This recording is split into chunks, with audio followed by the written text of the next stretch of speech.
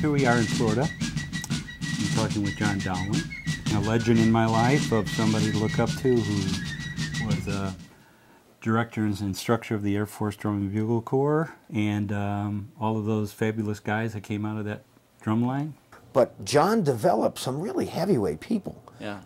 In Filkins, Flowers. Oh, the whole Air Force. A whole Air Force kind of thing. Yeah.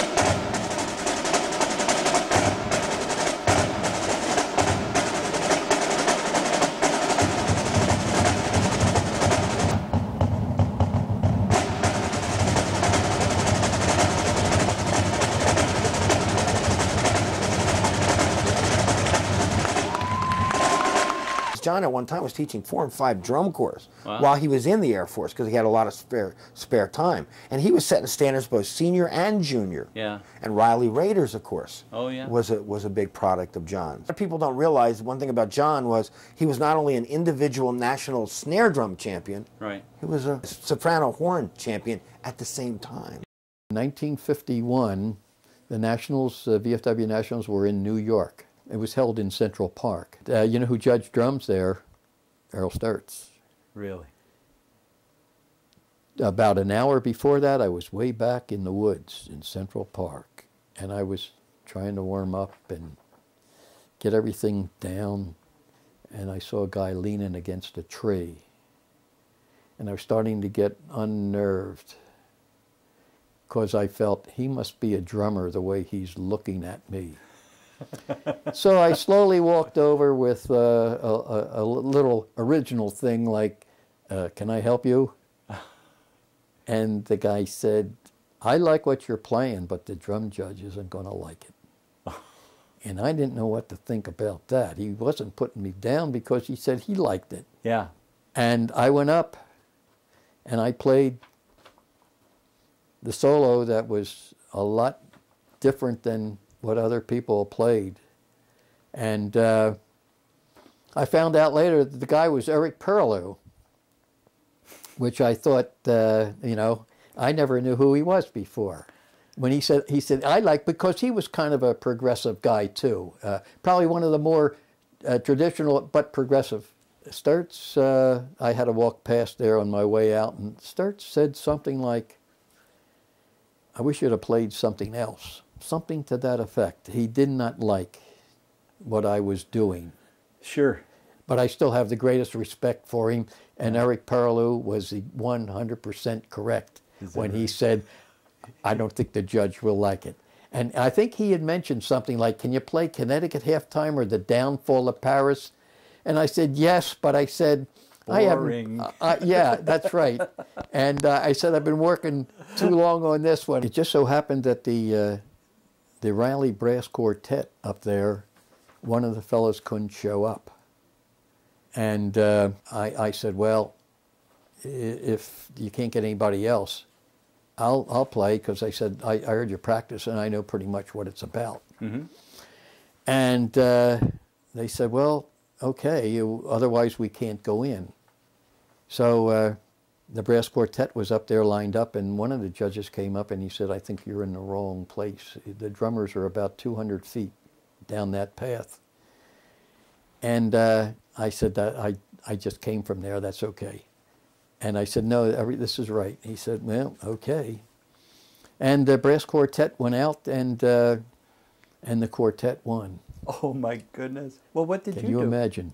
I played soprano bugle. Soprano? Yes. I didn't know you did that too. The funny part about it was I had just come from the individual snare and the drum quartet and walked there, and they said, you know, I said, well, if you can't go in, I said, give me the horn. I took the drum off, and when I think I still have my sling showing below the uniform.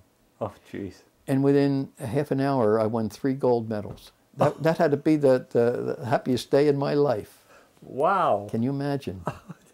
I didn't know you also played a horn. That's how I started out teaching. Really? I was teaching drums at a corps, and the bugle instructor quit.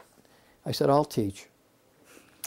Because I had messed around with a horn because my brother was in the bugle and drum corps when I was younger, and I could read music, I could write music, and I could arrange. And so... Because you had a piano background. Yes, yeah. Archer Epler in 1959 decided they were going to hold a contest and call it the World Open. They were going to invite drummers from everywhere. Okay. And I thought, well, the last time I was in 49, 50, 51. So it's been a long time since I was in a contest before. And this is 59. So I thought I would go. And fortunately, I won it. They called it the World Open. Yeah.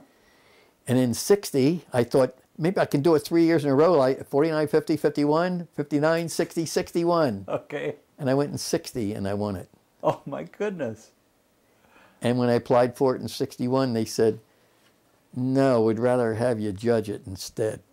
Oh, no kidding. Wow. And guess who was in the contest? Guys like Wilkins and Flowers.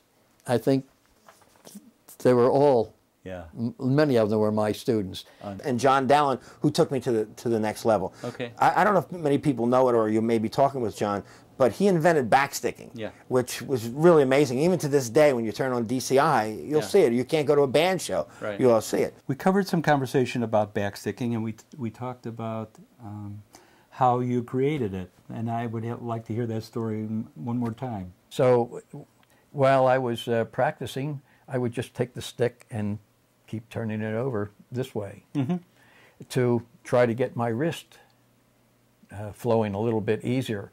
And after a few weeks, it started working, so I just kept at it until I got to a point where it became faster than my right hand. So I had to practice with the right hand in order to get it back up to the left hand again. So that's how it came about. It wasn't meant to do anything other than strengthening my wrist. Is that right? And that was it. That so, was it. I mean, as you did this as an exercise, how did it evolve into I'm going to do it while I'm playing? Because I just started to get faster, and then I started mixing it in with other rudiments, and there you have it. And there I have it. Don't even like to take any credit for doing such a thing because it wasn't done in that manner, and I never thought it was going to be. It was the Air Force guys that really said, okay, let's really go to town on this thing, and they did. And for you to even think about doing that, and then all of a sudden, your book came along. Yeah. And I looked at the book with I wonder what he's doing, and it was good, better than my book. Yeah, I took your ideas and put them in a book form and sold it, right? Yes. Well, I took a lot of things like that from my experiences of legit performing and incorporated in the Cavaliers, and that was part of the reason for much of our success in the 60s.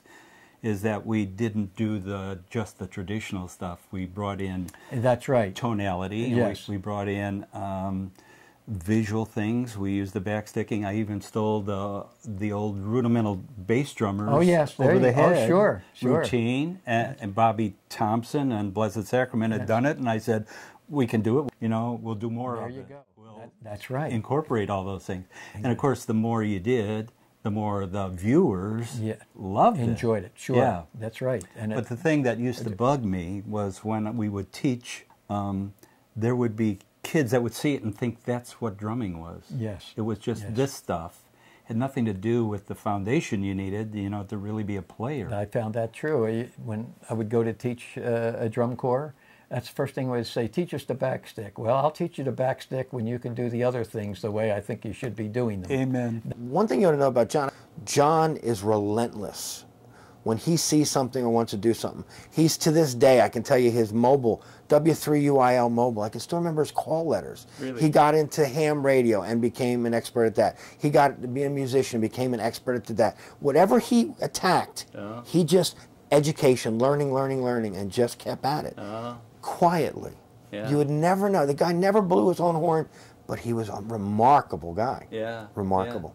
In 1958, I remember, I think I mentioned, we were out in Eden, Oklahoma at the Tri-State Music Festival, and that's when Reamer had seen us. Remo. Remo, I'm sorry. Yeah. Remo had seen us. He said, I'm working on some drum heads that I think you might be interested in. They're made out of, I believe he said plastic. He said, I'll send you some heads. You can try them out. So at the end of each month, I'd ask each one of the guys what they thought of these kind of heads, and they would. Was this the Air Force Corps? This was the Air Force, yes. Okay. And then I would document all that, and I would send it to Remo. Okay. You were his testing field. Just pretty much so. And one time when he was in Philadelphia, I was teaching the Vasella Corps. Yeah. And I said, while you're here, I said, let's go to a drum corps practice, and I'll show you what transpired. He said, I'd love that. And we went to the practice. That was Joe Morella and the drummers there, and they were pretty good drummers. So he was very impressed. In fact, I have a letter here where he said, the stuff you're doing with those kids back in the East, he said, is just phenomenal. He said, maybe someday we'll get something like that out here. In '63, Okay. John taught us a drum quartet that I got to tell you, I am so proud to have been a member of it and learned so much, because we had carte blanche. I mean, we just created.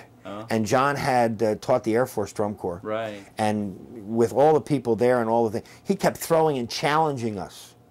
And the more he challenged us, the better we got. Yeah. And we really had an incredible drum quartet. Yeah. And we competed everywhere. We beat everybody in the country. And it was a real, real thrill to do that. But it was really special. And